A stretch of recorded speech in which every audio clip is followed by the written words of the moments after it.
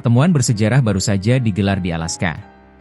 Presiden Amerika Serikat Donald Trump bertatap muka dengan Presiden Rusia Vladimir Putin, untuk pertama kalinya sejak invasi besar-besaran Rusia ke Ukraina tahun 2022. Namun, setelah 3 jam pembicaraan, hasilnya nihil. Tidak ada kesepakatan yang tercapai. Apa yang sebenarnya terjadi di balik pintu tertutup pertemuan Alaska ini?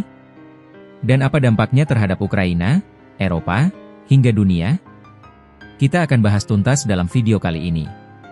Pertemuan puncak ini digelar di Joint Base Elmendorf-Richardson, sebuah pangkalan udara di Anchorage, Alaska, Jumat 15 Agustus 2025.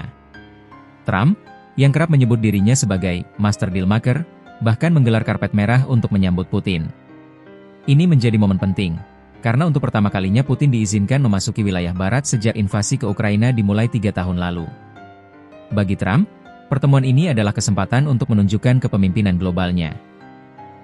Bagi Putin, ini peluang memecah isolasi internasional yang telah membuat Rusia semakin tergantung pada Tiongkok dan negara-negara non-barat.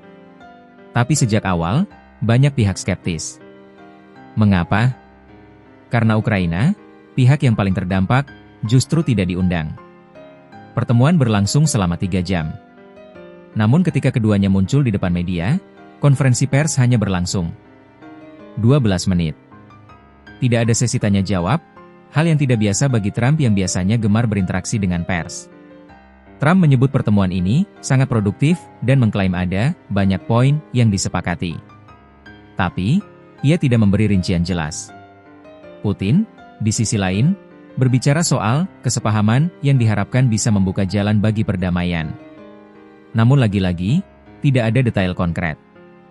Slogan besar yang terpampang di latar belakang konferensi pers adalah Pursuing PAC, mengejar perdamaian. Tapi faktanya, tidak ada gencatan senjata, tidak ada perjanjian, bahkan tidak ada deklarasi bersama. Bahkan ketika Trump menyebut kemungkinan pertemuan kedua, Putin tersenyum lalu berkata dalam bahasa Inggris, "Next time in Moscow." Seolah menandakan, Rusia masih memegang kendali narasi. Ada beberapa alasan utama mengapa pertemuan ini berakhir buntu. 1. Ketiadaan Zelensky. Presiden Ukraina Volodymyr Zelensky tidak diundang. Hal ini menimbulkan kekhawatiran di Eropa bahwa Washington dan Moskow sedang mencoba menentukan nasib Ukraina tanpa melibatkan Kiev. 2. Perbedaan tujuan. Trump ingin menunjukkan bahwa ia bisa membawa Rusia ke meja perundingan. Putin ingin menunjukkan bahwa tanpa Rusia, tidak ada perdamaian yang mungkin tercapai. 3. Kalkulasi politik dalam negeri. Trump sedang mencari momen besar untuk memperkuat posisinya menjelang pemilu. Putin ingin memperlihatkan kepada rakyat Rusia bahwa Barat akhirnya datang kepadanya, bukan sebaliknya.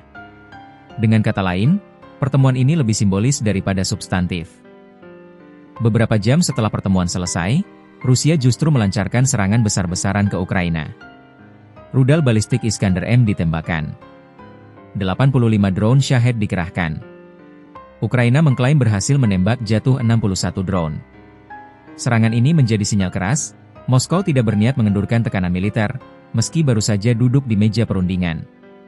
Sementara itu, Zelensky langsung mengumumkan bahwa ia akan terbang ke Washington DC untuk bertemu Trump pada 18 Agustus.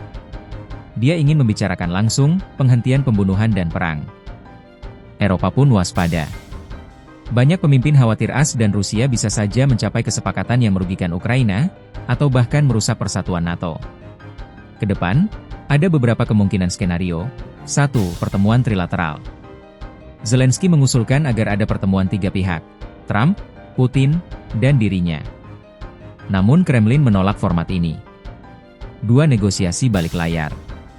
Mungkin saja ada pembicaraan rahasia yang tidak diumumkan ke publik. Rusia bisa memanfaatkan momen ini untuk menekan Ukraina agar menyerahkan sebagian wilayahnya. 3. Eskalasi baru. Serangan udara setelah pertemuan Alaska bisa jadi sinyal bahwa Moskow ingin menegosiasikan perdamaian dari posisi yang lebih kuat di medan perang. Dengan kata lain, jalan menuju perdamaian masih sangat panjang. Jadi, meski digelar dengan penuh simbolisme, pertemuan Alaska antara Trump dan Putin berakhir tanpa hasil nyata. Trump menyebutnya produktif, Putin menyebut ada kesepahaman. Tapi bagi Ukraina, yang ada hanyalah rudal, drone, dan serangan baru. Kini semua mata tertuju pada Washington DC. Akankah pertemuan Trump dan Zelensky menghasilkan sesuatu yang lebih konkret? Atau justru semakin menegaskan bahwa perang ini masih jauh dari kata selesai?